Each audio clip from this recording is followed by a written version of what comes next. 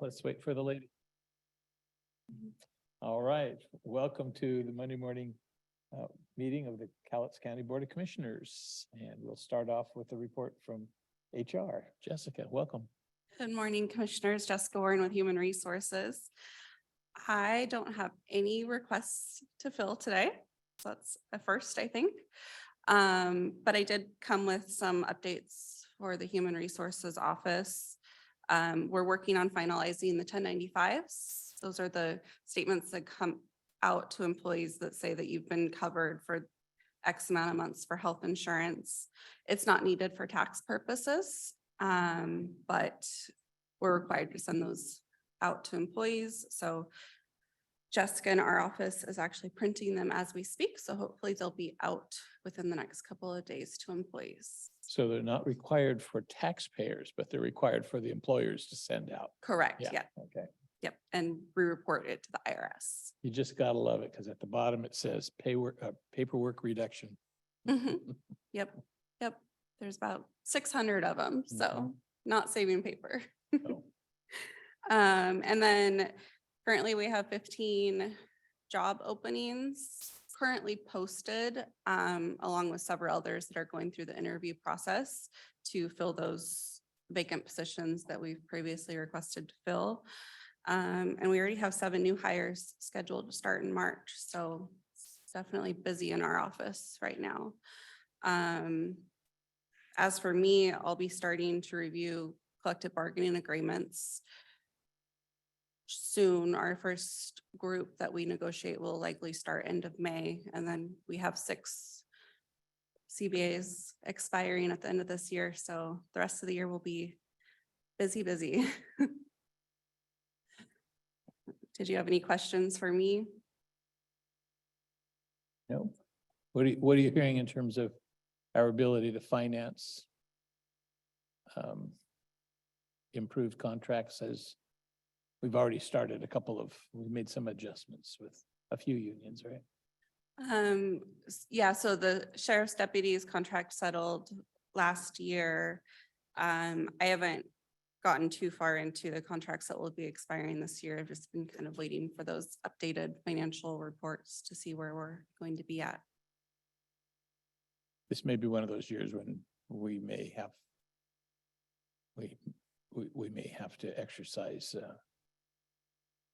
the tail end of the contract that says if finances are tight, there are layoffs. So Yeah, I know the contract that will be starting in May. We have a lot of language changes we want to address first before we get into the financials and, get into the weeds of the contract. But there's quite a few articles that we'll be talking about to address some language changes that aren't financial.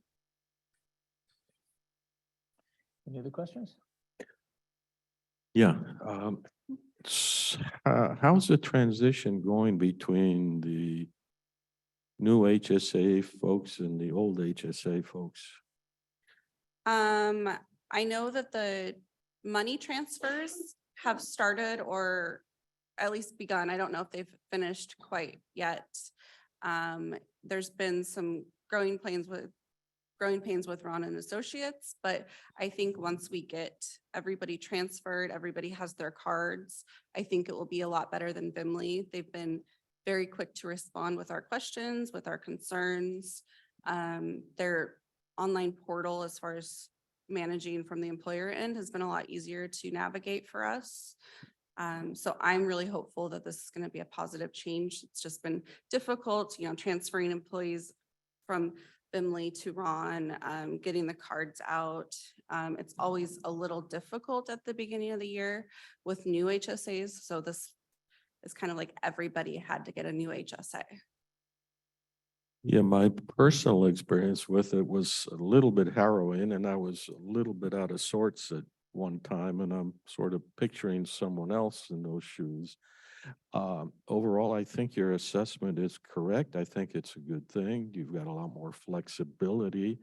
But I may have just not seen the announcements explaining that or understood them well. But anyhow, I'm sure I'm not alone on that. So your phone is probably jumping up and down a little bit on that. Yeah, Casey's been funneling questions, trying to communicate, especially because there's a lot of stuff that we didn't necessarily know until it happened. So definitely a learning experience going through a whole vendor change. I think it could have been a little bit smoother, but I think that there was some lack of communication between the two HSA vendors as far as how it was going to go. I should know, but I don't remember. How many people are involved in HSA as clients?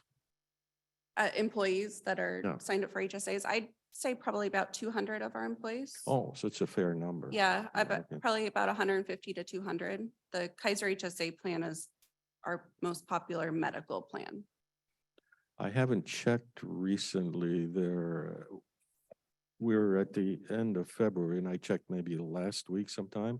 And the funds hadn't been transferred over from before. That's my experience too. Yeah, I'm still waiting. Yeah, that's- I'm still waiting. I thought it might be something to do with the alphabet because I've talked to a few people that were at the beginning of the alphabet that have gotten their funds. They said it should take 30 to 45 days. So I inquired about my funds just to see if there was any sort of update Right. there. I don't have an update on that yet though, but I'm hopeful that it will be completed very soon. Well, we're at 60 days. Yeah.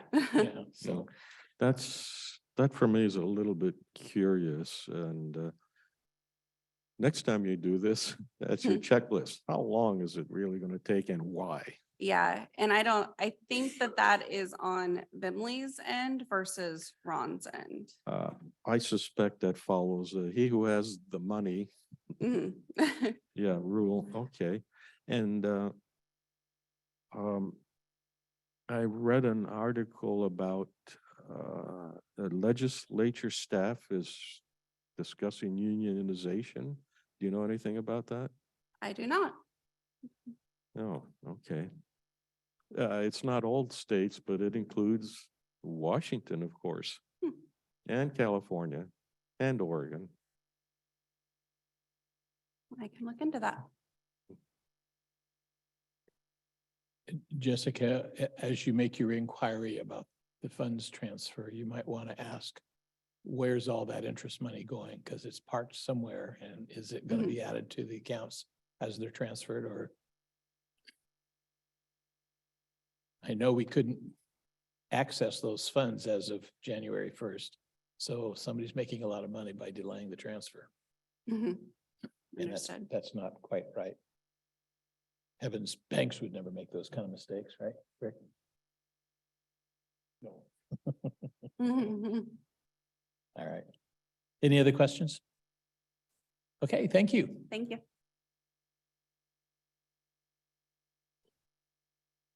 You weren't kidding when you said there was two of us. That's right. Where is everybody? Um, I really would have come and joined her if I would have known. Apparently, we have a lot of employees Ill? Out? living up in high altitude. Oh, okay. Well, in the case of Marin and Kim, they're both sick. Oh, okay. That's not good either. So good morning, commissioners. Dennis, you look different. You have a new look. I'm same old guy. New eyewear. Hmm. So Tracy Jackson, acting as your finance director right now. The sales tax for December, which we will be depositing tomorrow, is $1,046,273.26.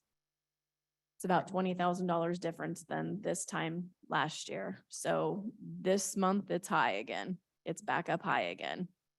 Compared to a year ago. It's about a year ago, it's $20,000 more.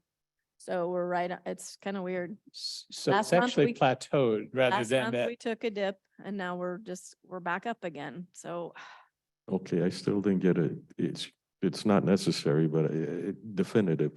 Last year was 20,000 more or fewer Less. dollars? 20,000 less at this time last year. Wow, okay, Yeah. thank you. Yeah, but last month we only had $850,000. So who knows? Who knows what's gonna happen? It's roll the dice, black or red. It doesn't Well, matter. it may very well be part of the fact that We are the behind. supports have started to go away, Yep, whether it's the extended unemployment comp or the rental housing the usually. SNAP and the Yep. rents and Yep. those things. So, And so this would have been the December numbers. Mhm. So I think moving forward, we'll just be cautiously optimistic, but we always are. Every downturn we've had around here, we've always been behind the leg. So it's started elsewhere, so I'm hopeful it doesn't hit here, but I assume it will. So let me ask about your memory when there was a downturn last time. How bad was the downturn? We lost 48 positions in 2008 and 2009. But in terms of income, was it down 50% from the peak or? Oh, we I- took a huge chunk out of ending fund balance. I don't know the specifics on I'd have to go back and look. No, I don't think it's important. The well, situations are very different. They are now. very different. Last time, we didn't have an injection of $4 trillion Millions, yeah. or more thrown Yeah. in. But one of the interesting things that I've noticed is the increase in the number of multiple family unit constructions. We do have If those, you go yes. out West Longview, I mean, Oh, it's huge. it's huge. The It's numbers a whole are, it's city. just surprising. In Lexington, Yep. it's up. And then we've got a couple of housing developments that Yep. are getting developed as well. Those all are translated into sales tax dollars. Yes, they So do. Where the rest of the nation may be flattening, that may be our saving grace that for It some could reason. be, and I'm very they're building hopeful like for mad that. around here. It's not single family houses, it's all multiple family Yeah. apartments. In response, Arn, to your question about downturns, I know that in 2013 and 14, housing assessments actually dropped. They And did. that had been the first time that had happened, and it finally caught up to us from Yep. the Great Recession.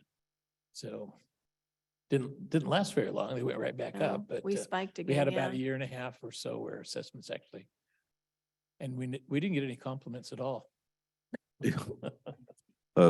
I think a part of what goes on has to be all these immigrants from California and from Portland also.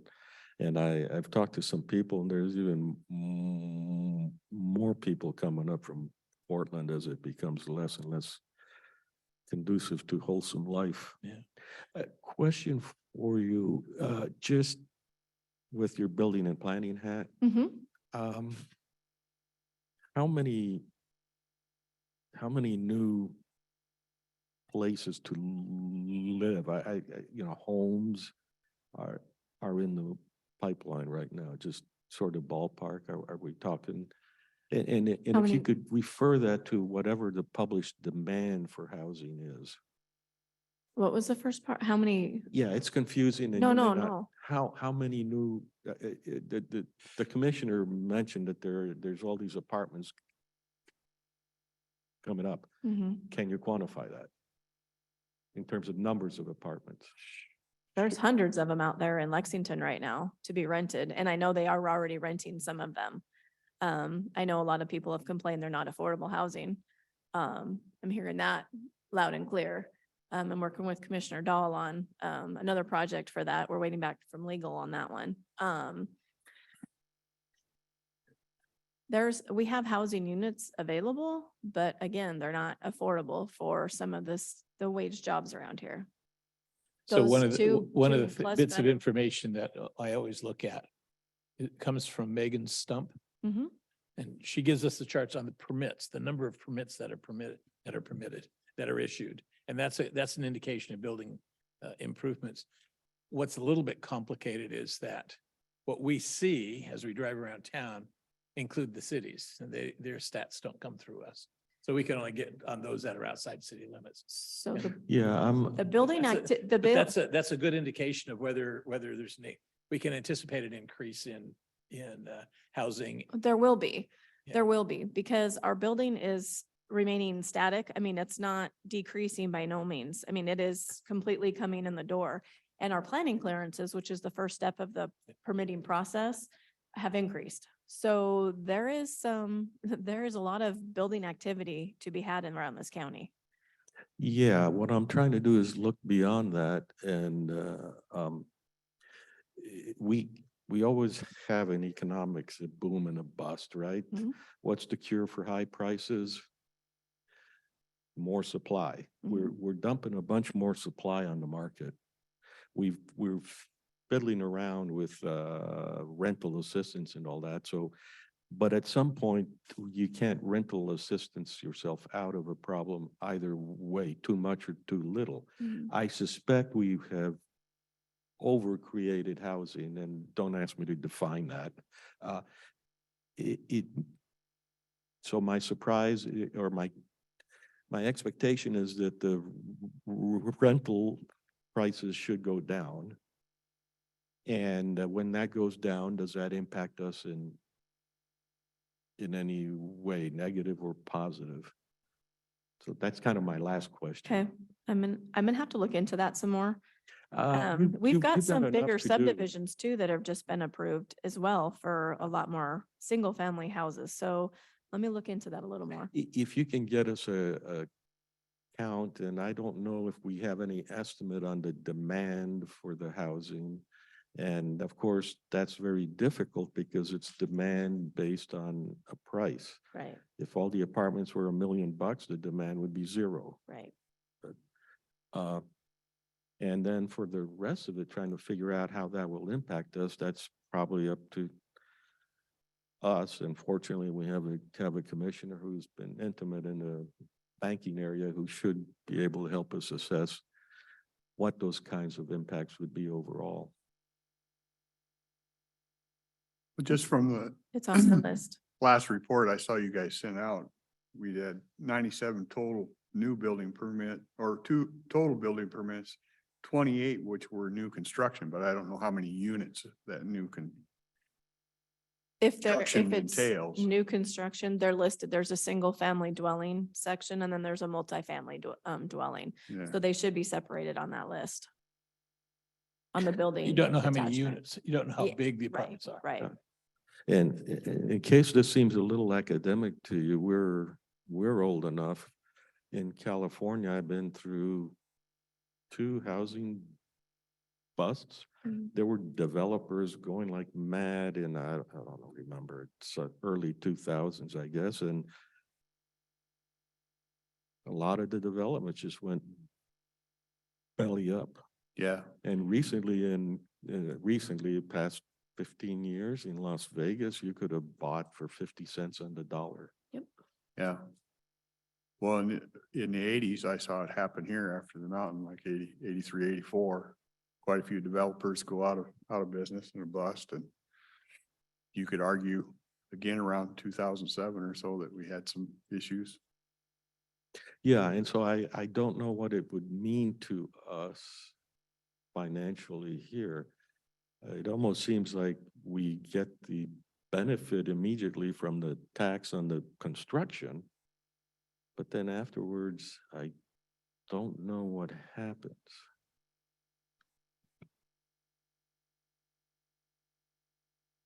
Oh, actually, the demand for greater services like police and fire do come into play. Oh, they do, yes. Yeah. Any other questions? I have more for budget, sorry. Hmm. Tomorrow we have the CEDC, or Economic Development Council, the luncheon. I'm anxious to hear from NORPAC and West Rock. I think that will help us kind of like see what they've got.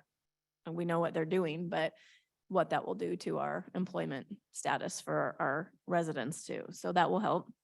I'm looking forward to that. Have there been any announcements of how many new jobs? No, not that I've heard of. See, because I am I just know that they're building the new box plant.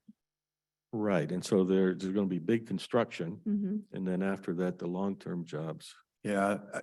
Geez. And I can't remember the number. When I was out and had a chance to visit the site, they had an expected number that when they got to full employment, there would be an increase. I should have wrote that down. Ern. I It don't have seems, if I remember, I it struck me that both West Rock and NORPAC were talking about a net increase of full-time employees of around 50 at each place. That But- could but very well that's, be. it's been a while since I've heard from Yep. West Rock. Because they're transferring and of course they're automating, so. Right. Yeah, there's always the the difficulty with manufacturing. You really want to automate as much as you can. And if you're building a new factory, it's going to have far fewer employees per square foot Yeah. than the year before. Yeah. For a finance guy, this is kind of interesting because my job on the development side was to increase the overhead by bringing in machines and reducing staff such that that actually raises the way overhead is computed much higher. Yeah. Well, that's why I kind of paid attention because that's usually the case. Automation equals less employees, but in their case, they were actually looking at increasing employees. Yeah, I'm always careful about those kinds of things. If they were going to decrease employees, you can be sure they're not going to tell you. I'm sorry, Yeah. just, This is good discussion. Wednesday, officially, my accounting specialist starts as a permanent employee. He was working as a employer's overload employee and applied on our position. So he starts officially March 1st. I have as a background full-time? as full-time. I have background check on a budget analyst. So hopefully there'll be an offer. My hope is in the next couple days, I'll be able to offer. And then our finance manager starts next Monday, March 6th. And she's, her name's Kathy Funk Baxter. She's coming from Texas A&M. So I'm very excited to have her here. They have a home in Woodland. They've had a home in Woodland for over a year. They have family in the Battleground area, and she's moving closer to her grandkids. So From Pennsylvania? Texas A&M. Oh, I thought you said Pennsylvania. Did I? I don't She think said so. Texas A&M. Texas You A&M. just did. Mhm. And before was Texas A&M? Oh, my God, it's worse than I thought. And you're getting me to question myself. Yeah. I think that's it. So my hope is maybe by middle of March, we'll have full staff over in OAS. So we'll get everybody up to speed. And of course, I'm the crutch so we can move forward. You're still, I okay. made a commitment to the board. I'm still up here.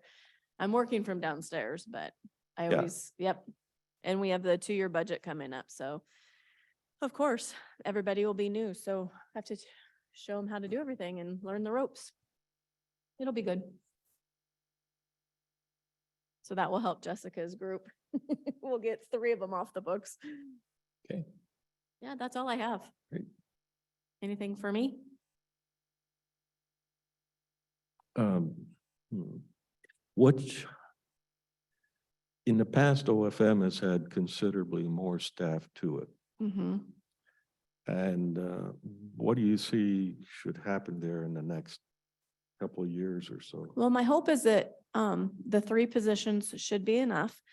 Why don't you enumerate the 3 then? The 3, the accounting specialist, the budget analyst, and then the finance position. Before we had the chief of staff, we had an additional, go ahead. Including the person that begins on March 1st? Uh-huh. So that's, add that person in and be 3. That's just 3. Yep. Okay. We went from 6 to 3. We streamlined some processes. We had our technology work for us. We put the work where OAS was kind of the hoarder of some of the work, and it wasn't our work to be done. Sometimes previous managers, they like to have their hands in everything, which is fantastic, but it wasn't our work and it had nothing to do with our department. So we've placed the work where it belongs. We actually moved, that's actually how Kaylee went down to the auditor's office. Jessica has 4 positions instead of us needing the 4th because the work that our department did back in the day, we did a lot of the stuff that like HR did or auditor's office did. And so we've got the work placed more where the work should be. And Can you so, give me an example with HR in that case? yeah, so we used to do an admin services. We would enter all of the employee intake information, all of their, anything from their application. We were the ones that entered it into the old PeopleSoft system. We balanced the vendor payments to the insurance companies every month. We tracked everything. Every employee, when they changed an insurance plan or went from HSA to non-HSA or whatever, we manually moved them in PeopleSoft and then we balanced to the vendor the money. And so since then, we've moved that to Jessica's position or Jessica Warren's office. We've got her, they take everything with the applications with the employers. And that's how she's supporting the 4 positions over there. And then that's how Kaylee's position is also being supported downstairs, is because the auditor does the vendor payment balancing because they're the ones that pay the bills to the insurance companies. So that's a big example of, that was a full-time position in our office by itself. And so, but it had nothing to do with our office. So. Well, I've got to compliment you. It We've been sounds like a trying to put no-brainer. stuff. We've been trying to put stuff Yeah. and to use what people's skills are, to the best of their abilities, where the work should go. So we've been trying. A lot of the CDBG stuff, that went over to Health and Human Services. The housing piece wasn't even really part of OAS when we took it on, but CDBG was always with admin services. Well, CDBG is the public services, the Meals on Wheels, all of Gina's programs. So now all of the CDBG is over there. It just we tried to put it where the work should be doing. You were doing okay until you mentioned one program. that Oh, really stop hurt. it. Well, I do remember a CDBG program that was a housing rehab Yep, on the Kelso Housing. manufactured homes. Oh, yeah, And we did that one each too. manufactured home had to have an environmental impact statement. Yes, they did. And that was when Katrina was here and it about drove her crazy. Yep, and we did all the SEPA reviews on Because that. it was like, what does that have to do with OAS? Nothing, but we that- did it through that- our office and we worked with building and planning at the time. Mhm. So what you've described is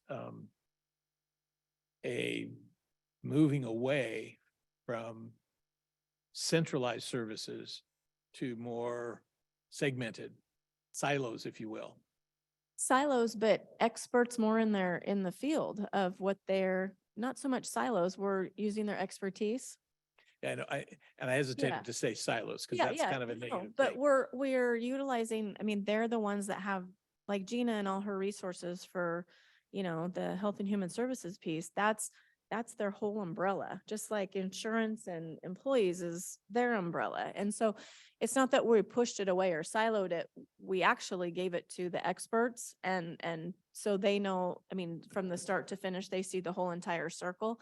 And actually, I think we all we're kind of so intermingled that. I would phrase it as you're undoing an aggregation that was not a good thing to do in the past. So Yeah, we took on a lot that wasn't ours, Yeah. a lot.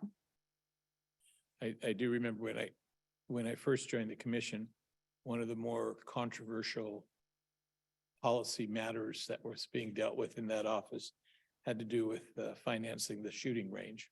Mhm. And a lot of turmoil, and it was like, if that's kind of a Parks and Recreation thing, why isn't that happening in that And it department? took several years to get it to move into parks. Several, Yep. several Yep. years. And change of leaderships around here too. That's true. We've really tried to streamline and lean some processes and just kind of get down to the root of why are we doing this? Who should be doing it? And Well, what needs to Tracy, be done? what's interesting is that the argument the argument for centralizing services is the argument that you just gave. I 'Cause it know. streamlines and, Yep. you don't need to have FTEs in separate areas. There's not that much business. Or Right. an FTE in one area, they can share the workload, but, That's right. The what shooting we're range. finding out is that we ended up loading up a department that we obviously haven't needed because And the shooting range is an example of how things probably should not be done. And you always go back to someone extremely hard driving that wants it to happen. And it's like, I made a batch of wine and I want to drink it now, not when it's mature. It's just, eventually you get it worked out, but it's not the right way to go. Yeah. Well, just, I think you're doing it the right way. I mean, that's kind of where I grew up in we had an overall budget, but like in retail, I had a budget in retail and I worked retail and different areas, advertising had their marketing, had their own thing. So you all reported in a centralized manner, but you took care of your own shop.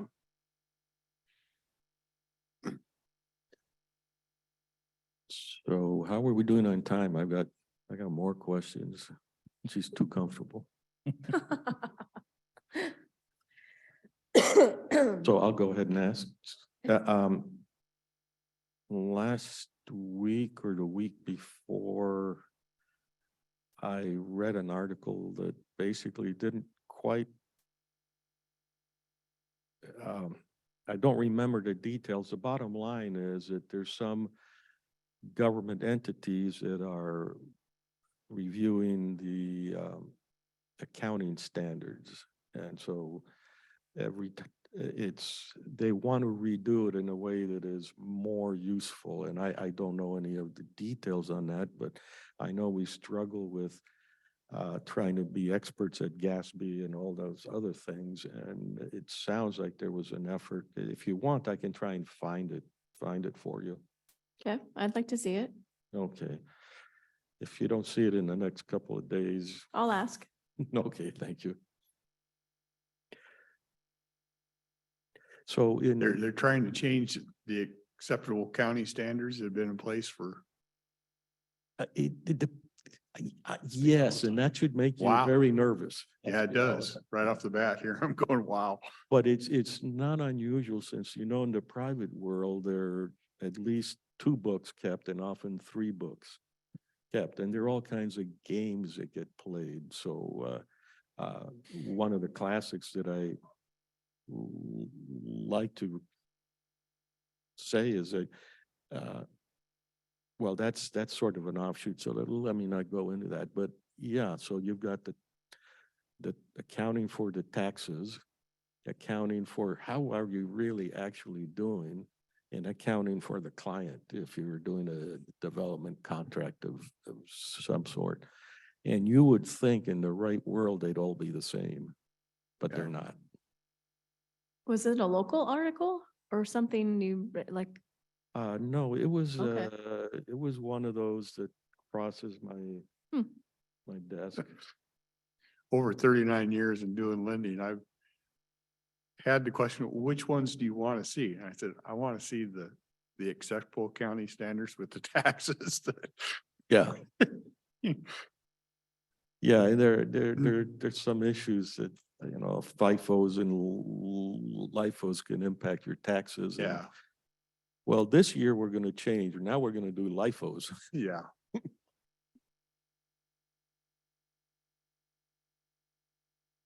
All right, anything else? Every time you ask that, I get excited. I know. No, I'm good. Thank you. Thank Okay. you. Well, we will be coming back at 11 o'clock to hear public service and their report. I didn't check for hands. Are there any? Didn't there? notice any either. Okay. There have been a few comments or chats and I've tried to answer some of them. Even the ones where my name's misspelled, but that's okay. All right, we'll go ahead and recess until 11 o'clock.